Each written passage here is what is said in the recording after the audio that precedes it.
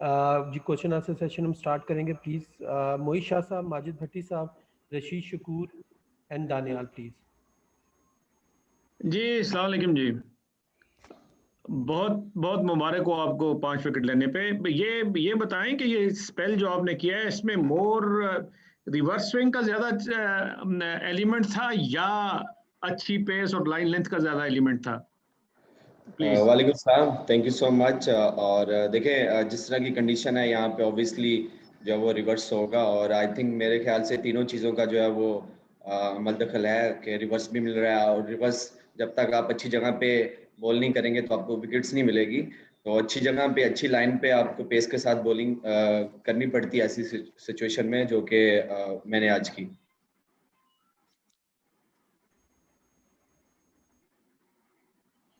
माजिद भाई आपका mic mute है।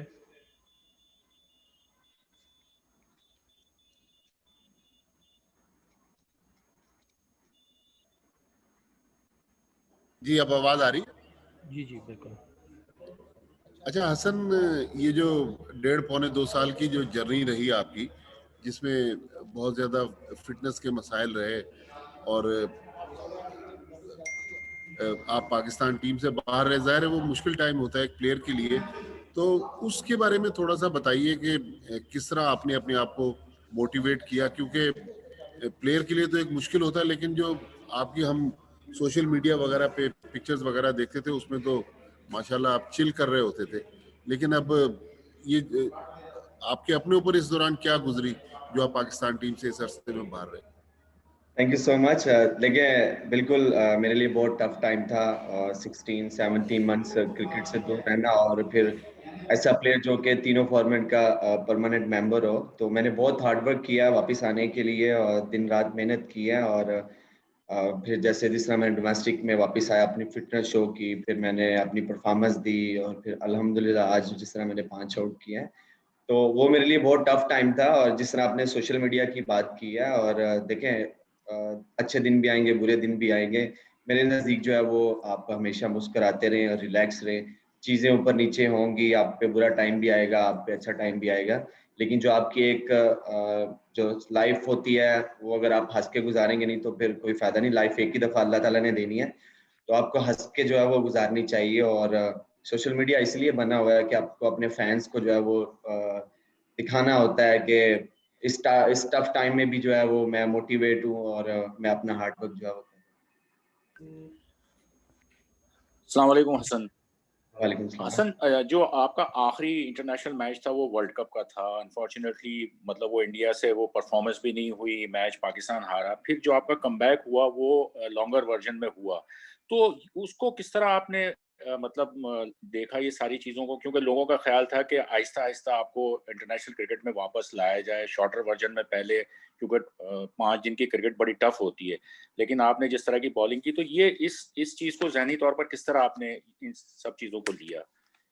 देखिए बिल्कुल सही बात की आपने कि पहला लास्ट मैच जो है वो मैं इंडिया के अगेंस्ट वर्ल्ड कप में खेला, फिर उसके बाद इंजरी की वजह से बाहर हो गया। और देखें एक चीज़ जो है वो बहुत क्लियर है कि मैं टेस्ट क्रिकेट बहुत पसंद करता हूँ, और मुझे टेस्ट क्रिकेट बनने का बहुत शौक था, और अल्हम्दुलिल्लाह मैं टेस्ट क्रिकेटर बना और टेस्ट क्रिकेट खेला भी। लेकिन उसमें जिस तरह आपने बात किया कि शॉर्टर फॉर्मेट और लॉन्गर फॉर्मेट जो है वो बिल्कुल सही बात है, और जो है कि तीनों फॉर्मेट्स हैं, लेकिन मैं जो हमेशा प्रेफर यही करता हूँ कि टेस्ट क्रिकेट खेलूं, और उसके लिए ऑब्वियसली आपको उसी तरह के लिए उसी तरह रेडी करना पड़ता है। आपका हार्ड वर्क, आपका जो मोटिवेशन है वो आपको उसी तरह रखनी पड़ती है, और तो उसी तरह मैंने अपना हार्ड वर्क किया। और बिल्कुल ये टीम मैनेजमेंट के माइंड में था कि स्लोली स्लोली इसको लेके आए, बट जिस तरह मैं डोमेस्टिक खेल रहा हूँ, जिस तरह की मेरी फिटनेस थी, तो मैंने उनको बोला था कि मैं हर फॉर्मेट के लिए अवेलेबल हूँ, आप जिसमें सेलेक्ट करेंगे मैं अपना 100% दूंगा। इसी वजह से मैंने अपने आप को खुद जो वो रेडी इस तरीके से किया था वापस आने के लिए कि मैं अगर टेस्ट भी में मुझे मौका मिले तो कोई मेरी फिटनेस में जो है वो कमी ना हो। Thank you. अस्सलाम वालेकुम हसन, मुबारक हो।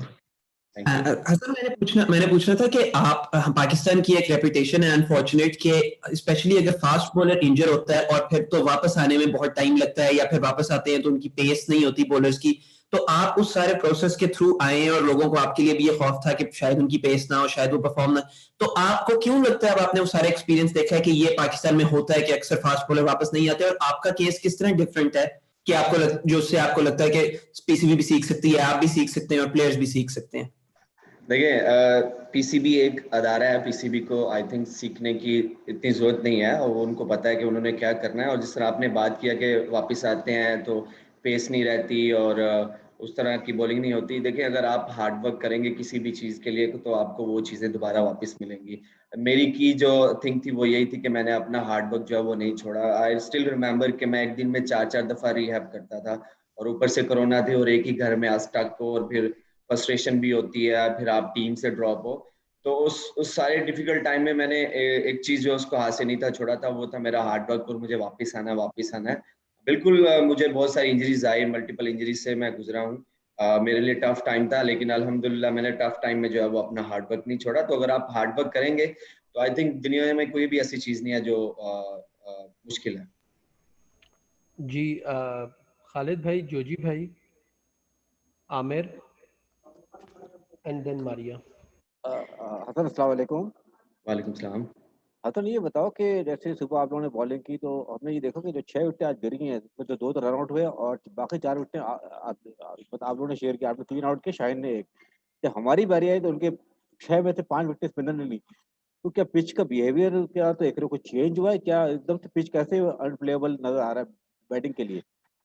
देखिए, बैट्समैन के लिए आई थिंक थोड़ी टफ कंडीशन बनी हुई है इस टाइम पे। और देखिए, जो बॉल अच्छा करेगा, चाहे वो फास्ट बॉलर है चाहे वो स्पिनर है, वो आउट करेगा। और इसी तरह जिस तरह आपने बात किया कि मैंने और शाहीन ने विकेट शेयर्स किए हैं, तो हमारा यही जो प्लान था कि हमने राइट एरिया पे बॉल करना है, तो उसी में हमें चांस मिलेगा विकेट्स लेने का। और जिस तरह आपने स्पिनर्स की बात किया, देखें अभी जिस तरह उनके स्पिनर्स बॉलिंग कर रहे हैं, तो अगर आप अच्छी बॉल करोगे तो आपको विकेट्स मिलेंगे। अगर आप अच्छी एरिया पे, अच्छी लाइन पे बॉलिंग करेंगे तो आपको ना तो रन्स बनेंगे और आप विकेट्स भी लेंगे। तो आई थिंक बॉलर्स जो है वो थोड़ा ज्यादा डोमिनेट कर रहे हैं, क्योंकि पिच थोड़ा स्लो है, इसलिए रन्स उस तरह नहीं मिल रहे। तो इसलिए जो है वो सिचुएशन जो है वो थोड़ी डिफिकल्ट हो रही है बैटिंग लाइनअप के लिए।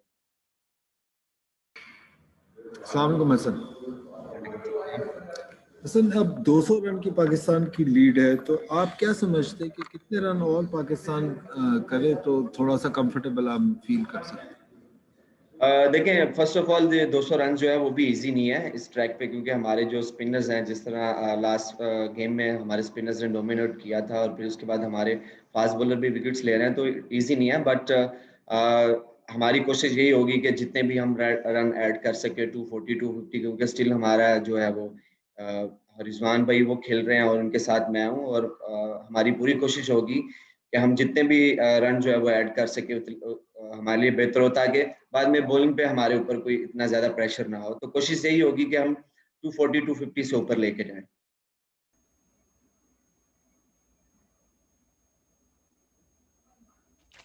जी, आमिर एंड मारिया प्लीज। जी, अस्सलाम वालेकुम।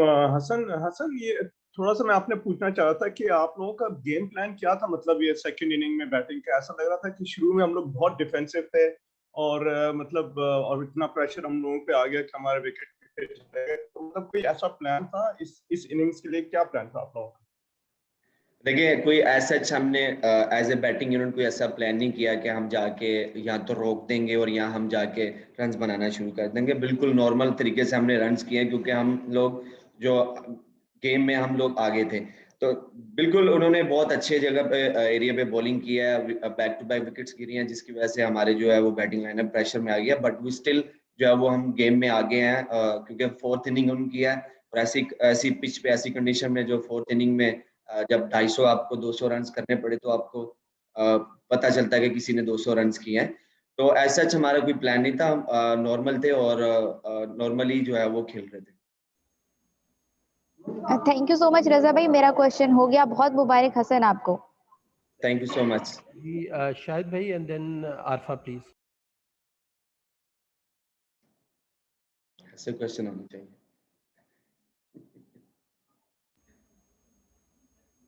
शाहिद भाई, आपको आवाज आ रही है? जी बिल्कुल आ रही है। रजा, मेरा भी सवाल हो गया। मैं भी पूछना चाह रहा था कितने रन और ऐड करने। Thank you. चले, thank you. Arfa please and Numan इसके बाद।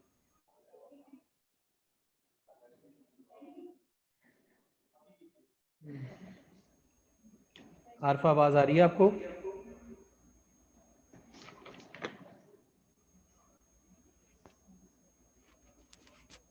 नुमान आप प्लीज क्वेश्चन कर लीजिएगा।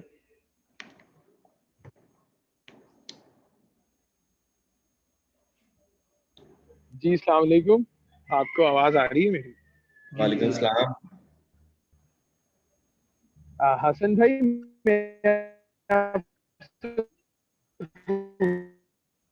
इस लैंग्वेज में बात कर रहे हैं। कॉल ड्रॉप हो रही है, आपकी आवाज आपके ब्रेक हो सिग्नल रही नहीं है। आ रहे। नुमान आपके सिग्नल नहीं आ रहे। आरफा आप प्लीज क्वेश्चन कर लें, फिर वापस नुमान पे जाते हैं। Arfa please.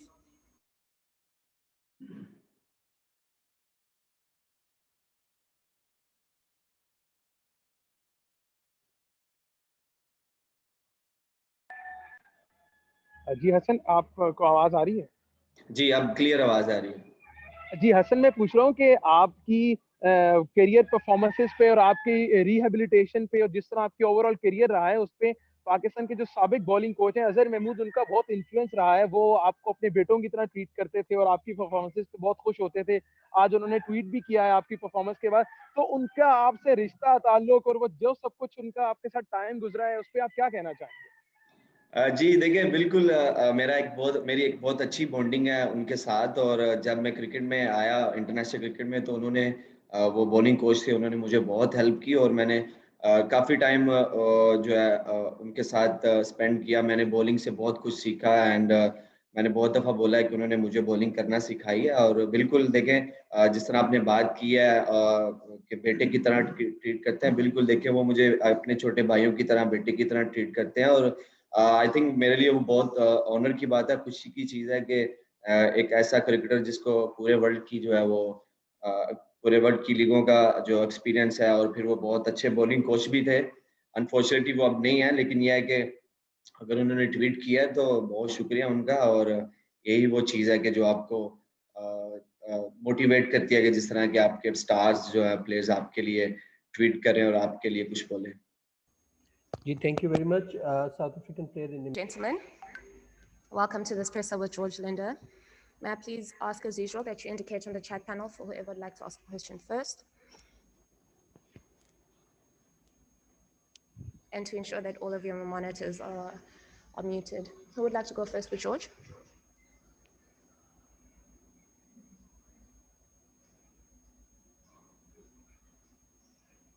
Fidos, Stuart, and then Tianis. Oh, sorry, Tianis, you'll be later as usual, yes. Hi, George. Well bowled. I'm just wondering if you could tell us a little bit about how you've managed with the injury and what you've had done to the little finger, and if you've had to change anything about the way you're operating in this test match. Just to correct you, it was the small finger, the pinky.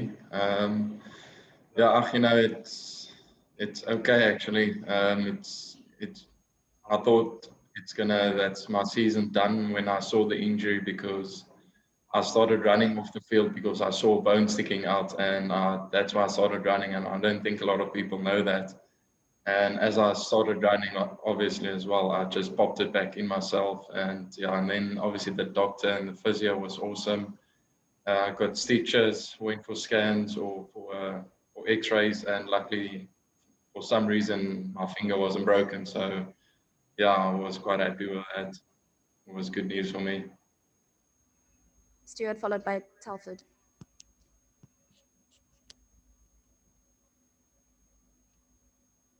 Hi, George. Sorry. That sounds very painful. What kind of adjustment did you have to make with your action or the way that you grip the ball to enable you to bowl? Yeah, I had to make a small adjustment with the grip. Not too much. Obviously, I never knew I actually do use my pinky when I actually bowl, and it was actually weird. So every time I'm bowling, I've got to first lift it up a little bit so I can get a better grip on the ball. And luckily it worked out well today. Telford. How's it, George? Telford Vice here from CricBuzz. Well bowled, and lots of bravery shown by you.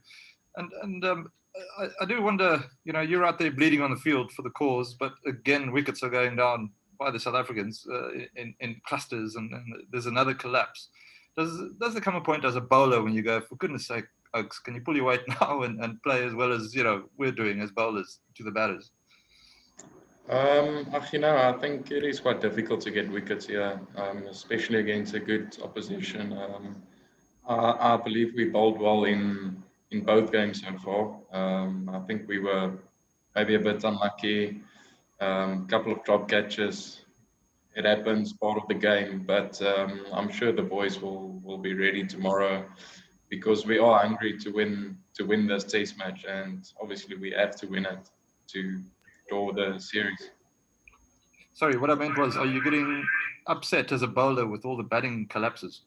Oh, sorry. I didn't hear you that well. It is what it is. Some you don't get out on purpose. Obviously they bowled well. So you got to give credit to them as well. I'm sure the batsmen, they've got game plans for tomorrow or whenever we're gonna bat, and I'm pretty confident the batter's gonna take us over the line in the next game, in the next innings. Ken, and then Firdaus. George, well bowled. You're obviously well equipped also to chat about the batting side of things as an all-rounder. What are some of the difficulties out there? What were the problem areas that the batsmen faced today? When they were bowling? Yes. Yeah. Okay. Some balls were keeping low. What's the name? Yeah, their bowlers did bowl well. Couple of up and down from them.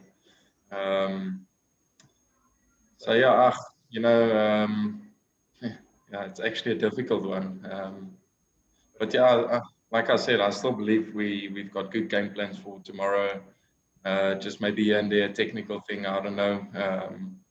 So I don't look too deep into batting. So obviously spin bowler, I'm focused on spin bowling, and then obviously when it's my chance, I've got my game plan. So I'm sure the batters, they've got their game plans as well. Firdaus?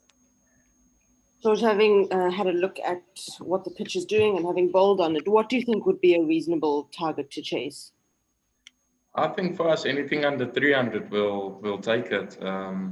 Hopefully it will be 250 or 220, 230 or whatever it might be. But I think realistic, maybe under 270, 300 or whatever.